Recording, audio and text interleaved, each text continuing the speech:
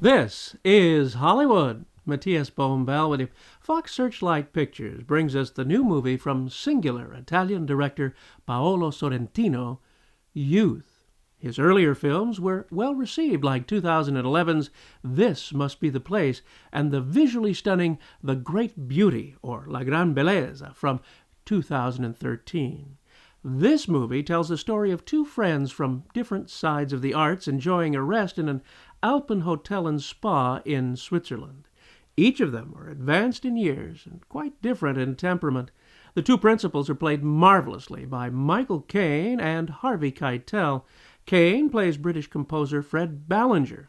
Keitel is a movie director from the USA, Mick Boyle, trying to work out a script with the help of an entourage of young millennial creative writers on a working vacation. The two interact with each other as well as attend events within the resort where they encounter others.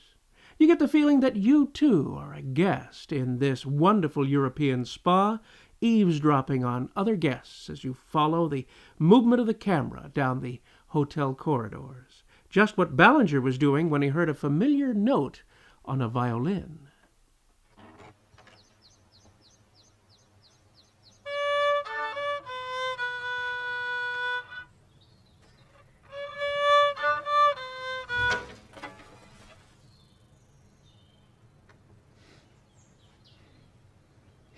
Do you know who composed that piece that you're practicing?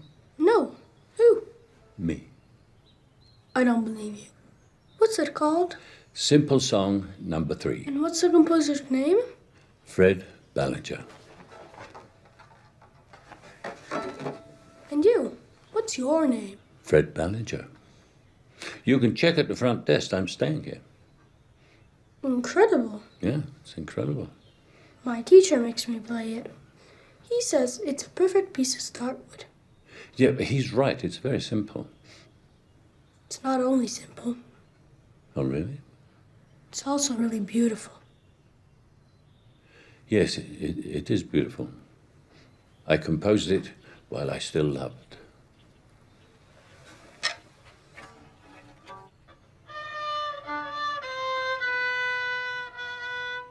May I do something while you're still playing?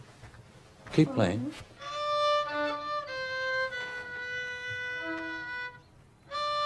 There.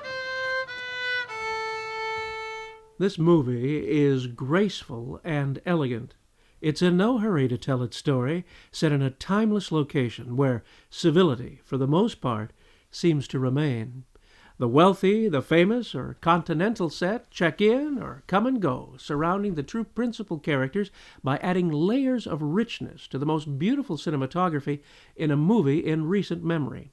That's the fine handiwork of Luca Bigazzi, and the movie is full of many striking and beautiful camera setups and compositions.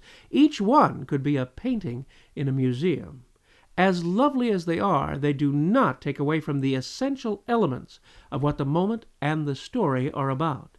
Ballinger is on holiday with his daughter, played by winsome Rachel Weisz, who also acts as his secretary. Ballinger has a visit at the resort from an emissary of the Queen of England, who commands him to offer a performance of his most famous work, but he will not do it. Also on a working holiday is a young actor preparing for his next role, one which you may not believe even when you see him later in the movie in costume. Paul Dano, who was so outstanding as the young Brian Wilson in Love and Mercy earlier this year, plays that actor, Jimmy Tree. I was thinking today how you and I have the same problem. Is that so? We've been misunderstood our whole lives because we allowed ourselves to give in just once to a little levity. Levity is an irresistible temptation. I've worked with all the great European and American directors, but I'll be remembered forever for Mr. Q. For a fucking robot. I had to wear a suit of armor that weighed 200 pounds. You couldn't even see my face, but every 5 minutes somebody has to come up and remind me that I did Mr. Q. The same way they remind you that you did those simple songs. And they forget. that you also composed The Black Prism, The Life of Hadrian, and all the rest. Because levity is also a perversion. The intimate moments are beautifully handled indeed. The movie also stars Jane Fonda, who appears later in the story. I was so impressed with this great movie that I want to take you behind the scenes of how it was made.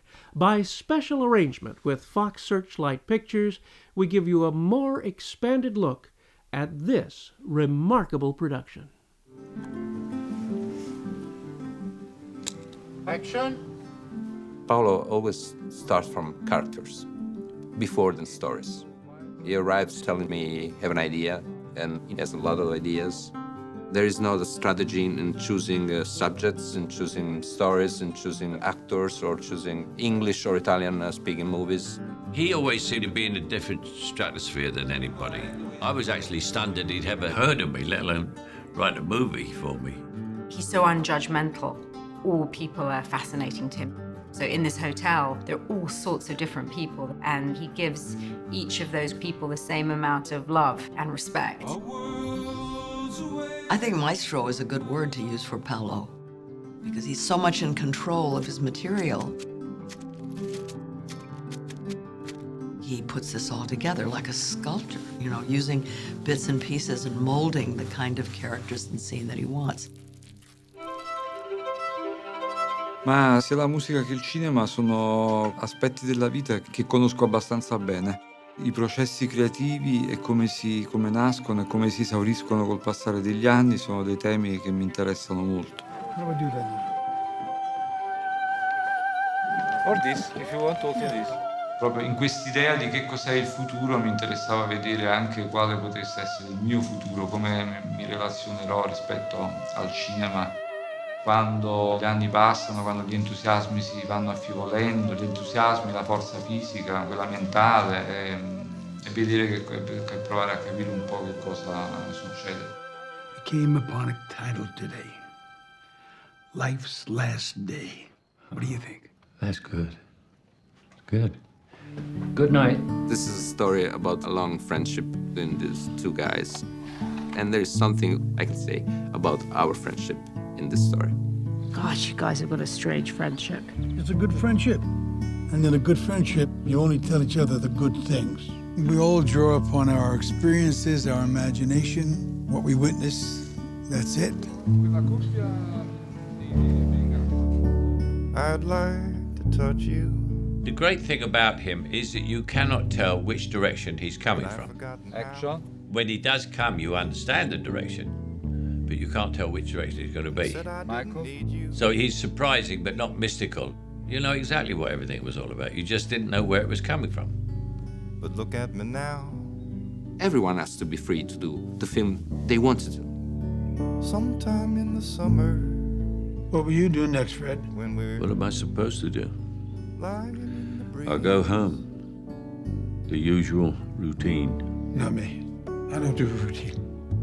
Paulus, I think, is trying to give to the audience the experience of life. The breeze will kill me. No, invece ne faccio tanti. Come vedo il mio futuro, ma uguale a come è il mio passato, cioè a cercare di fare quello che mi piace, quello che mi diverte, che poi sono fondamentalmente lavorare attraverso le immagini, attraverso i film, che sono delle meravigliose occasioni di conoscenza, ma anche di divertimento. Quindi il futuro lo vedo come il passato, insomma. Spero di mantenere vivo l'entusiasmo.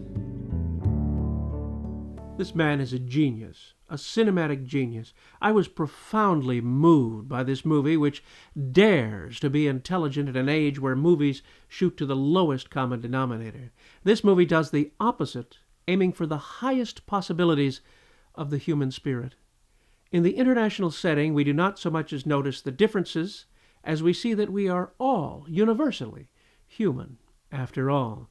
There is much to relate to here which is understood no matter which country you may be from.